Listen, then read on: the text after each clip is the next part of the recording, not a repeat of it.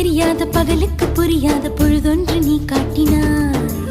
இதயத்தில் நீ இருப்பதனால் நான் தூங்கும் நேரத்தில் என்னுள்ளே தூங்காமல் நெஞ்சுக்குள் வாயாடினாய். கண்ணாடி நீ கடிகாரம் நான் உன்னுள்ளே ஓடோடி வாழ்வே.